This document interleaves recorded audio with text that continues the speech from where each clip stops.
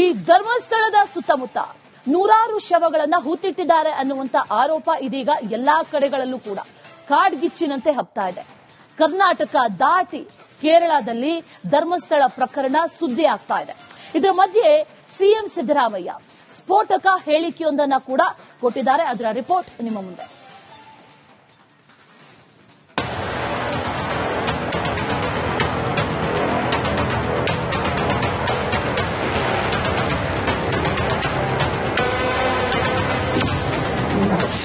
ಶವ ಹೂತಿಟ್ಟ ಆರೋಪ ಎಸ್ಐಟಿ ತನಿಖೆಗೆ ಪಟ್ಟು. ರಾಜಕೀಯ ತಿರುವು ಪಡೆದ ನಿಗೂಢ ಶವ ಕೇಸ್. ಧರ್ಮಸ್ಥಳದಲ್ಲಿ ನಡೆದಿದೆ ಎನ್ನಲಾದ ನಿಗೂಢ ಸಾವುಗಳು. ಹೂತಿಟ್ಟ ಹೆಣಗಳ ಬಗ್ಗೆ ಮತ್ತೆ ಚರ್ಚೆ ಶುರುವಾಗಿದೆ. ನಿಗೂಢ ಸಾವುಗಳು ಆ ಶವಗಳನ್ನ ನಾನೇ ಹೂತಿರುವುದಾಗಿ ಕೋರ್ಟ್ ಮೆಟ್ಟಿಲಿರುವ ಅಪರಿಚಿತ ವ್ಯಕ್ತಿಯಿಂದಾಗಿ ಈ ಪ್ರಕರಣ ಕರ್ನಾಟಕ ದಾಟಿ ಕೇರಳಕ್ಕೂ ತಲುಪಿದೆ.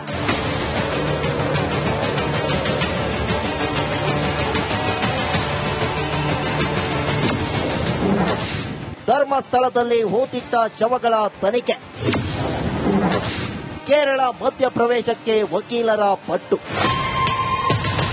ಈ ಮಧ್ಯೆ ಹೂತಿಟ್ಟ ಶವಗಳ ತನಿಖೆಗೆ ಕೇರಳ ಸರ್ಕಾರ ಮಧ್ಯಪ್ರವೇಶಿಸಬೇಕೆಂದು ಸುಪ್ರೀಂ ಕೋರ್ಟ್ ವಕೀಲ ಕೆವಿ ಧನಂಜಯ್ ಹೇಳಿಕೆ ಹೊಸ ವಿವಾದ ಸೃಷ್ಟಿಸಿದೆ. ಈಗ ಆತನ ಆರೋಪದಲ್ಲಿ ಸತ್ಯ ಇದೆಯಾ ಇಲ್ವಾ ಅದು ಗೊತ್ತಾಗಬೇಕಾಗಿದೆ. ಅಂಡ್ ಅದಕ್ಕೆ ಸೂಕ್ತ ತನಿಖೆ ಆಗಬೇಕಿತ್ತು. ತನಿಖೆ ಹಳ್ಳ ಹಿಡಿದಿದೆ ಅಂತಾನೆ ಹೇಳಬೇಕಾಗತ್ತೆ. ಬಟ್ ಆದ್ರೆ ಆತನ ಆರೋಪದಲ್ಲಿ ಒಂದು ವೇಳೆ ಸತ್ಯವಿದ್ದು ಅಲ್ಲಿ ಜನರು ಹೂತು ಹೋಗಿದ್ರೆ ಅಂಡ್ ಹೂತು ಹೋಗಿರೋ ದೇಹಗಳನ್ನ ಹೊರಗೆ ತೆಗೆದಾಗ ಕೆಲವರು ಕೇರಳ ರಾಜ್ಯದಿಂದಲೂ ಕೂಡ ಇರ್ತಾರೆ. ಸೊ ನಮ್ಮ ಸಾಂವಿಧಾನಿಕ ವ್ಯವಸ್ಥೆಯಲ್ಲಿ ಈ ಸಾಧ್ಯತೆ ಏನಿದೆ, ಈ ಸಾಧ್ಯತೆ ಬಂದು ಕೇರಳ ಸರ್ಕಾರಕ್ಕೆ ಒಂದು ಆಬ್ಲಿಗೇಷನ್ ಅನ್ನ ಕೊಡುತ್ತೆ. ನೈತಿಕ ಆಬ್ಲಿಗೇಷನ್ ಇರುತ್ತೆ, ಸಾಂವಿಧಾನಿಕ ಆಬ್ಲಿಗೇಷನ್ ಇರುತ್ತೆ. ಏನಂತ ಅಂದ್ರೆ ಕರ್ನಾಟಕ ಸರ್ಕಾರ ಈ ಪ್ರಕರಣದಲ್ಲಿ ನಡೆಸಿರುವಂತಹ ತನಿಖೆಯ ಪಾರದರ್ಶಕತೆ ಬಗ್ಗೆ ತಿಳ್ಕೊಳ್ಳೋದಕ್ಕೆ. ಧರ್ಮಸ್ಥಳಕ್ಕೆ ಕೇರಳ ಪ್ರವಾಸಿಗರು ಭೇಟಿ ನೀಡುವುದರಿಂದ ಅಲ್ಲಿಂದ ಕಣ್ಮರೆಯಾದವರ ಶವಗಳು ಇರಬಹುದು ಎಂಬುದು ಕೆವಿ ಧನಂಜಯ್ ವಾದ. ಅಷ್ಟೇ ಅಲ್ಲ, ಈ ಪ್ರಕರಣದ ತನಿಖೆ ಕೋರಿ ಧನಂಜಯ್ ಪಕ್ಕದ ತೆಲಂಗಾಣ, ಆಂಧ್ರ ಮತ್ತು ತಮಿಳುನಾಡು ಸರ್ಕಾರಕ್ಕೂ ಒತ್ತಾಯಿಸಿದ್ದಾರೆ. ಧರ್ಮಸ್ಥಳ ಕ್ಷೇತ್ರಕ್ಕೆ ಭಾರತದ ಎಲ್ಲ ರಾಜ್ಯಗಳಿಂದ ಯಾತ್ರಾರ್ಥಿಗಳು ಬರ್ತಾರೆ. ಕೆಲವು ರಾಜ್ಯಗಳಿಂದ ಹೆಚ್ಚು ಯಾತ್ರಾರ್ಥಿಗಳು ಬರ್ತಾರೆ. ಕೇರಳದಿಂದ ಬೇರೆ ರಾಜ್ಯಗಳಿಗೆ ಹೋಲಿಸಿಕೊಂಡ್ರೆ ಕೇರಳದಿಂದ ಹೆಚ್ಚು ಯಾತ್ರಾರ್ಥಿಗಳು ಬರ್ತಾರೆ. ಕೆವಿ ಧನಂಜಯ್ ನಡೆಗೆ ಅನುಮಾನ. ವಕೀಲರ ನಡೆ ಸರಿಯಲ್ಲ ಎಂದ ಬಿಜೆಪಿ ಶಾಸಕ.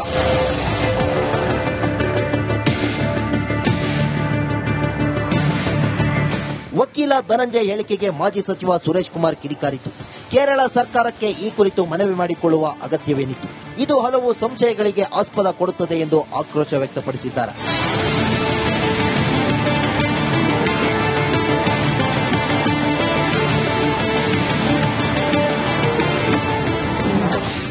ಯಾವುದೇ ಒತ್ತಡಕ್ಕೆ ಮಣಿಯುವುದಿಲ್ಲ.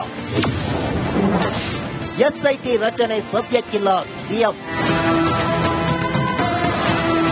ಇತ್ತ ಸಿಎಂ ಸಿದ್ದರಾಮಯ್ಯ ಎಸ್ಐಟಿ ರಚನೆ ಬೇಡಿಕೆಯನ್ನ ಸಾರಾಸಗಟಾಗಿ ತಳ್ಳಿ ಹಾಕಿದ್ದಾರೆ. ಯಾರೋ ಹೇಳಿದ್ರು ಅಂತ ಎಸ್ಐಟಿ ರಚನೆ ಮಾಡಲು ಆಗೋದಿಲ್ಲ ಅಂತ ಸ್ಪಷ್ಟ ಮಾತುಗಳಲ್ಲಿ ಹೇಳಿದ್ದಾರೆ. ಪೊಲೀಸರು ತನಿಖೆ ನಡೆಸುತ್ತಿದ್ದು ಅಗತ್ಯ ಬಿದ್ದರೆ ಎಸ್ಐಟಿ ರಚನೆ ಮಾಡ್ತೀವಿ. ನಮಗೆ ಯಾರಿಂದಲೂ ಒತ್ತಡ ಬಂದಿಲ್ಲ. ಒತ್ತಡ ಬಂದರೂ ನಾವು ಕೇರ್ ಮಾಡೋದಿಲ್ಲ ಎಂದು ಖಂಡಿತವಾಗಿ ಹೇಳುವ ಮೂಲಕ ಎಸ್ಐಟಿ ತನಿಖೆಗೆ ಸರ್ಕಾರ ಸಿದ್ಧವಿಲ್ಲ ಎಂಬ ಸಂದೇಶವನ್ನ ರವಾನಿಸಿದ್ದಾರೆ. ಬಹಳಷ್ಟು ಜನ ಕೊಡ್ತಾ ಇದ್ದಾರೆ ಸರ್. ನಾವು ಯಾವುದೇ ಗೋಪಾಲ್ ಗೌಡ್ರು ಹೇಳೋದಕ್ಕೆ ಅಥವಾ ಅವ್ರು ಹೇಳದೇ ಇರೋದಕ್ಕೆ ಪರನೂ ಇಲ್ಲ, ವಿರೋಧನೂ ಇಲ್ಲ. ಕಾನೂನು ಪ್ರಕಾರ ಮಾಡ್ತೀವಿ. ಸರ್ಕಾರ ಕಾನೂನು ಪ್ರಕಾರ ಮಾಡಬೇಕು. ಎಸ್ಐಟಿ ಮಾಡಬೇಕು ಅಂತಂದ್ರೆ ಎಸ್ಐಟಿ ಮಾಡ್ತೀವಿ.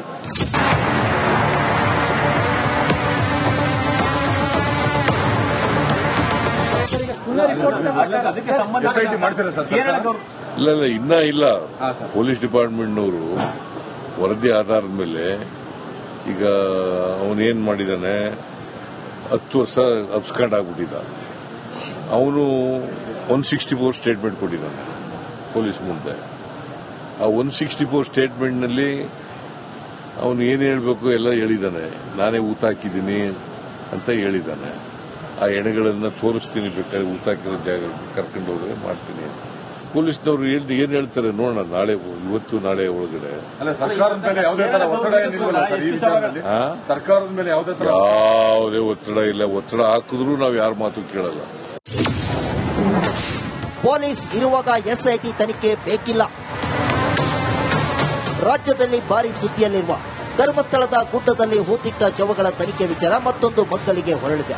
ಕೇರಳ ಸರ್ಕಾರದ ತನಿಖೆ ಎಸ್ಐಟಿ ರಚನೆ ಒತ್ತಡಗಳಿಗೆ ಕಾಂಗ್ರೆಸ್ ಸರ್ಕಾರ ಮಣಿದಂತೆ ಕಾಣುತ್ತಿಲ್ಲ.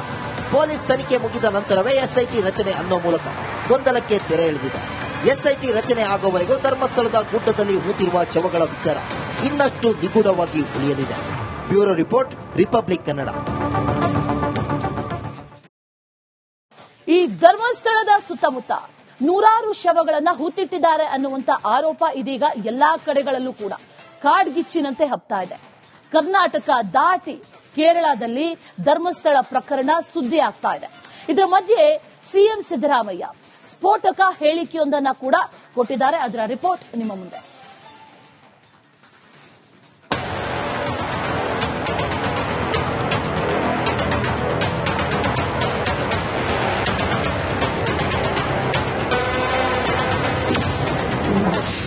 ಶವ ಹೂತಿಟ್ಟ ಆರೋಪ ಎಸ್ಐಟಿ ತನಿಖೆಗೆ ಪಟ್ಟು.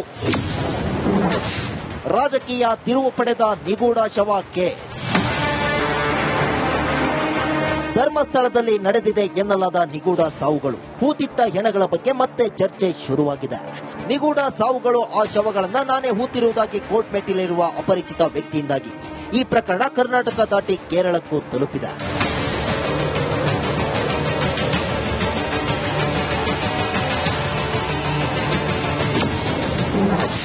ಧರ್ಮಸ್ಥಳದಲ್ಲಿ ಹೂತಿಟ್ಟ ಶವಗಳ ತನಿಖೆ. ಕೇರಳ ಮಧ್ಯಪ್ರವೇಶಕ್ಕೆ ವಕೀಲರ ಪಟ್ಟು. ಈ ಮಧ್ಯೆ ಹೂತಿಟ್ಟ ಶವಗಳ ತನಿಖೆಗೆ ಕೇರಳ ಸರ್ಕಾರ ಮಧ್ಯಪ್ರವೇಶಿಸಬೇಕೆಂದು ಸುಪ್ರೀಂ ಕೋರ್ಟ್ ವಕೀಲ ಕೆವಿ ಧನಂಜಯ್ ಹೇಳಿಕೆ ಹೊಸ ವಿವಾದ ಸೃಷ್ಟಿಸಿದೆ. ಈಗ ಆತನ ಆರೋಪದಲ್ಲಿ ಸತ್ಯ ಇದೆಯಾ ಇಲ್ವಾ ಅದು ಗೊತ್ತಾಗಬೇಕಾಗಿದೆ. ಅಂಡ್ ಅದಕ್ಕೆ ಸೂಕ್ತ ತನಿಖೆ ಆಗಬೇಕಿತ್ತು. ತನಿಖೆ ಹಳ್ಳ ಹಿಡಿದಿದೆ ಅಂತಾನೆ ಹೇಳಬೇಕಾಗತ್ತೆ. ಬಟ್ ಆದ್ರೆ ಆತನ ಆರೋಪದಲ್ಲಿ ಒಂದು ವೇಳೆ ಸತ್ಯವಿದ್ದು ಅಲ್ಲಿ ಜನರು ಹೂತು ಹೋಗಿದ್ರೆ ಅಂಡ್ ಹೂತು ಹೋಗಿರೋ ದೇಹಗಳನ್ನು ಹೊರಗೆ ತೆಗೆದಾಗ ಕೆಲವರು ಕೇರಳ ರಾಜ್ಯದಿಂದಲೂ ಕೂಡ ಇರ್ತಾರೆ. ಸೊ ನಮ್ಮ ಸಾಂವಿಧಾನಿಕ ವ್ಯವಸ್ಥೆಯಲ್ಲಿ ಈ ಸಾಧ್ಯತೆ ಏನಿದೆ, ಈ ಸಾಧ್ಯತೆ ಬಂದು ಕೇರಳ ಸರ್ಕಾರಕ್ಕೆ ಒಂದು ಆಬ್ಲಿಗೇಷನ್ ಅನ್ನ ಕೊಡುತ್ತೆ. ನೈತಿಕ ಆಬ್ಲಿಗೇಷನ್ ಇರುತ್ತೆ, ಸಾಂವಿಧಾನಿಕ ಆಬ್ಲಿಗೇಷನ್ ಇರುತ್ತೆ. ಏನಂತ ಅಂದ್ರೆ ಕರ್ನಾಟಕ ಸರ್ಕಾರ ಈ ಪ್ರಕರಣದಲ್ಲಿ ನಡೆಸಿರುವಂತಹ ತನಿಖೆಯ ಪಾರದರ್ಶಕತೆ ಬಗ್ಗೆ ತಿಳ್ಕೊಳ್ಳೋದಕ್ಕೆ. ಧರ್ಮಸ್ಥಳಕ್ಕೆ ಕೇರಳ ಪ್ರವಾಸಿಗರು ಭೇಟಿ ನೀಡುವುದರಿಂದ ಅಲ್ಲಿಂದ ಕಣ್ಮರೆಯಾದವರ ಶವಗಳು ಇರಬಹುದು ಎಂಬುದು ಕೆವಿ ಧನಂಜಯ್ ವಾದ. ಅಷ್ಟೇ ಅಲ್ಲ, ಈ ಪ್ರಕರಣದ ತನಿಖೆ ಕೋರಿ ಧನಂಜಯ್ ಪಕ್ಕದ ತೆಲಂಗಾಣ, ಆಂಧ್ರ ಮತ್ತು ತಮಿಳುನಾಡು ಸರ್ಕಾರಕ್ಕೂ ಒತ್ತಾಯಿಸಿದ್ದಾರೆ. ಧರ್ಮಸ್ಥಳ ಕ್ಷೇತ್ರಕ್ಕೆ ಭಾರತದ ಎಲ್ಲ ರಾಜ್ಯಗಳಿಂದ ಯಾತ್ರಾರ್ಥಿಗಳು ಬರ್ತಾರೆ. ಕೆಲವು ರಾಜ್ಯಗಳಿಂದ ಹೆಚ್ಚು ಯಾತ್ರಾರ್ಥಿಗಳು ಬರ್ತಾರೆ. ಕೇರಳದಿಂದ ಬೇರೆ ರಾಜ್ಯಗಳಿಗೆ ಹೋಲಿಸಿಕೊಂಡ್ರೆ ಕೇರಳದಿಂದ ಹೆಚ್ಚು ಯಾತ್ರಾರ್ಥಿಗಳು ಬರ್ತಾರೆ. ಕೆವಿ ಧನಂಜಯ್ ನಡೆಗೆ ಅನುಮಾನ. ವಕೀಲರ ನಡೆ ಸರಿಯಲ್ಲ ಎಂದ ಬಿಜೆಪಿ ಶಾಸಕ.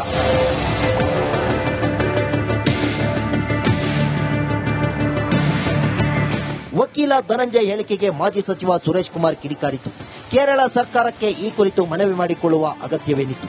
ಇದು ಹಲವು ಸಂಶಯಗಳಿಗೆ ಆಸ್ಪದ ಕೊಡುತ್ತದೆ ಎಂದು ಆಕ್ರೋಶ ವ್ಯಕ್ತಪಡಿಸಿದ್ದಾರೆ.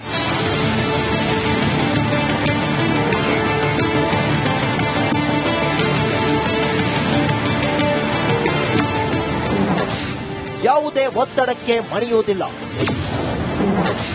ಎಸ್ಐಟಿ ರಚನೆ ಸದ್ಯಕ್ಕಿಲ್ಲ ಸಿಎಂ. ಇತ್ತ ಸಿಎಂ ಸಿದ್ದರಾಮಯ್ಯ ಎಸ್ಐಟಿ ರಚನೆ ಬೇಡಿಕೆಯನ್ನ ಸಾರಾಸಗಟಾಗಿ ತಳ್ಳಿಹಾಕಿದ್ದಾರೆ. ಯಾರೋ ಹೇಳಿದ್ರು ಅಂತ ಎಸ್ಐಟಿ ರಚನೆ ಮಾಡಲು ಆಗೋದಿಲ್ಲ ಅಂತ ಸ್ಪಷ್ಟ ಮಾತುಗಳಲ್ಲಿ ಹೇಳಿದ್ದಾರೆ.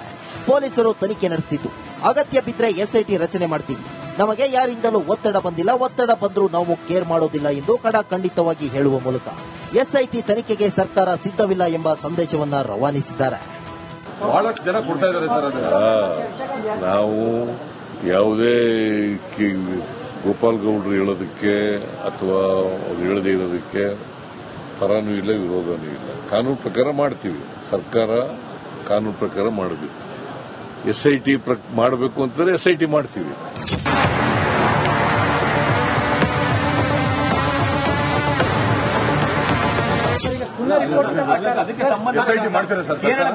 ಇಲ್ಲ ಇನ್ನ ಇಲ್ಲ. ಪೊಲೀಸ್ ಡಿಪಾರ್ಟ್ಮೆಂಟ್ನವರು ವರದಿ ಆಧಾರದ ಮೇಲೆ ಈಗ ಅವನೇನ್ ಮಾಡಿದಾನೆ, 10 ವರ್ಷ ಅಬ್ಸ್ಕಾಂಡ್ ಆಗ್ಬಿಟ್ಟಿದ್ದ. ಅವನು 164 ಸ್ಟೇಟ್ಮೆಂಟ್ ಕೊಟ್ಟಿದ್ದಾನೆ ಪೊಲೀಸ್ ಮುಂದೆ. ಆ 164 ಸ್ಟೇಟ್ಮೆಂಟ್ನಲ್ಲಿ ಅವನು ಏನು ಹೇಳಬೇಕು ಎಲ್ಲ ಹೇಳಿದ್ದಾನೆ. ನಾನೇ ಊತ ಹಾಕಿದ್ದೀನಿ ಅಂತ ಹೇಳಿದ್ದಾನೆ.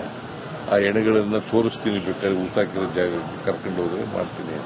ಪೊಲೀಸ್ನವರು ಏನ್ ಹೇಳ್ತಾರೆ ನೋಡೋಣ, ನಾಳೆ ಇವತ್ತು ನಾಳೆ ಒಳಗಡೆ. ಅಲ್ಲ, ಸರ್ಕಾರದ ಮೇಲೆ ಯಾವುದೇ ತರ ಒತ್ತಡ ಏನಿಲ್ವಲ್ಲ ಸರ್ ಈ ವಿಚಾರದಲ್ಲಿ? ಸರ್ಕಾರದ ಮೇಲೆ ಯಾವುದೇ ಒತ್ತಡ ಇಲ್ಲ. ಒತ್ತಡ ಹಾಕಿದ್ರು ನಾವು ಯಾರ ಮಾತು ಕೇಳಲ್ಲ. ಪೊಲೀಸ್ ಇರುವಾಗ ಎಸ್ಐಟಿ ತನಿಖೆ ಬೇಕಿಲ್ಲ. ರಾಜ್ಯದಲ್ಲಿ ಭಾರಿ ಸುದ್ದಿಯಲ್ಲಿರುವ ಧರ್ಮಸ್ಥಳದ ಗುಡ್ಡದಲ್ಲಿ ಹೂತಿಟ್ಟ ಶವಗಳ ತನಿಖೆ ವಿಚಾರ ಮತ್ತೊಂದು ಮಗ್ಗಲಿಗೆ ಹೊರಳಿದೆ.